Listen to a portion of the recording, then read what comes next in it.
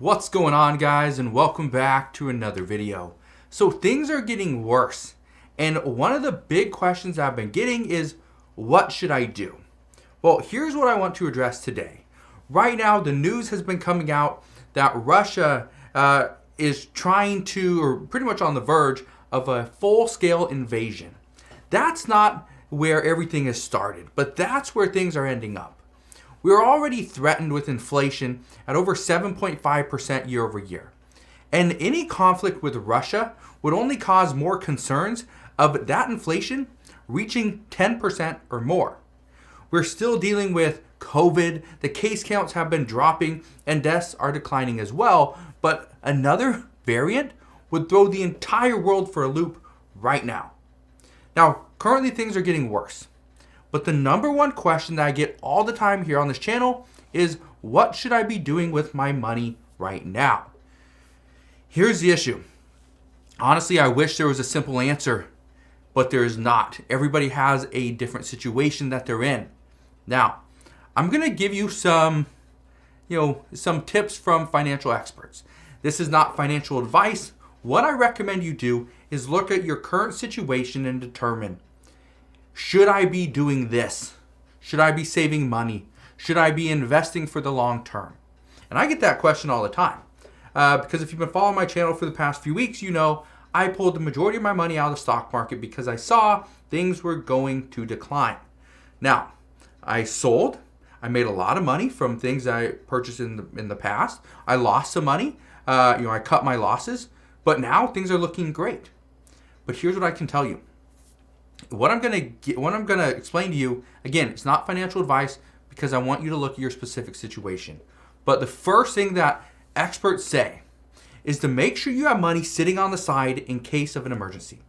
Make sure you have at least 3 months of an emergency fund.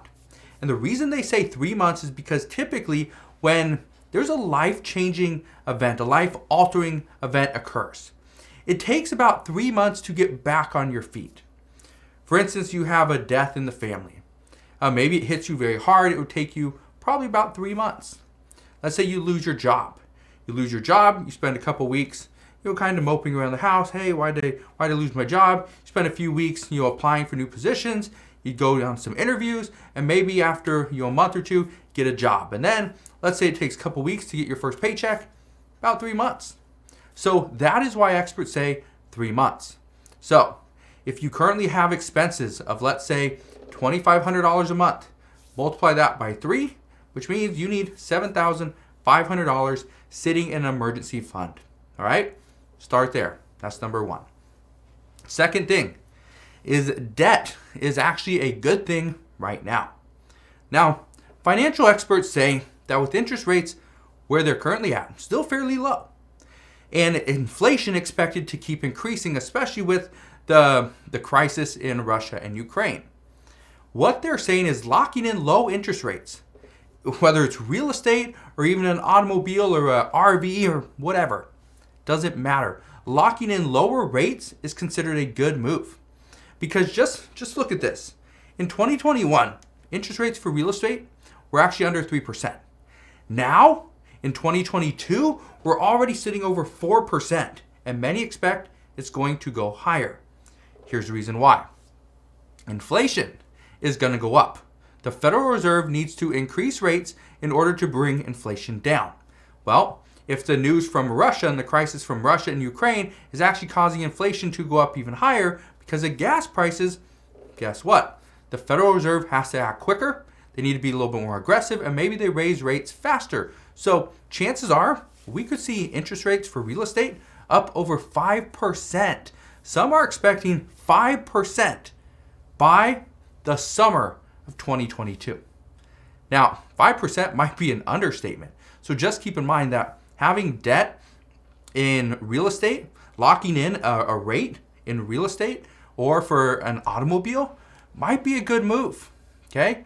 And just to give you an idea, okay, I was recently talking to somebody that their car was paid off. Their car was probably worth about $30,000. It was completely paid off. And I told them, well, one thing you could do why rates are still fairly low is because the rate that the person was locked in at would be higher than what the expected rate is now. I simply said, you could go and let's say you take $10,000 out. You take $10,000 out, you refinance your car.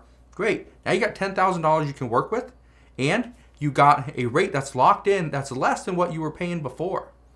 So even though you'll have a monthly payment, you now have like $10,000 you can work with.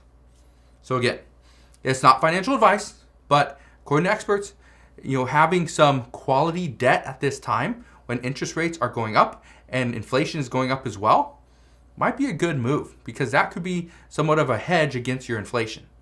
So it's just a thought, but that is the second thing that experts say. The third thing is to stock up on essentials for your home. Now, I have been saying this for the past couple of months that, again, I didn't know about a potential invasion to Ukraine.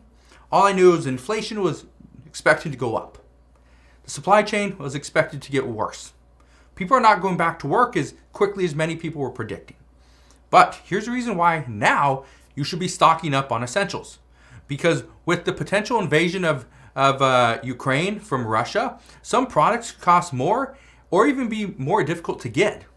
Things that contain wheat will be hard hit, as Russia is currently the largest exporter of wheat in the world. And as inflation fears increase and they hit other countries, they too could limit the amount of products they send over to the United States. As right now, just to give you an idea, if demand stays the same, but supplies decrease, the prices will have to increase.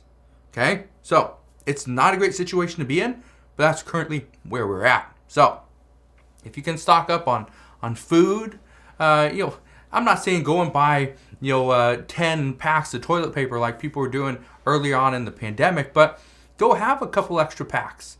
Go buy toothpaste and medications and food that is going to be good for a few months. Go do those, because that could actually save you money now. And if you have the money to go buy those things, do it. Now here's the next thing. This is the fourth thing that experts are saying. Now I'm putting this on here because this is something that I have actually done just recently as well. And if you've been following me for very long, you know that I absolutely hate paying in cash and I hate paying with a debit card. I always try to pay with a credit card that gives me, points, miles, some type of cash back. I'm always trying to, get something out of it. So the fourth thing that experts say is to carry cash. Now, one of the things that President Biden has said recently is the United States is actually on high alert of a potential cyber attack from Russia due to the recent sanctions against them. And what we have seen recently in Canada, where bank accounts were actually frozen, some banking establishments were closed, you couldn't even go into them.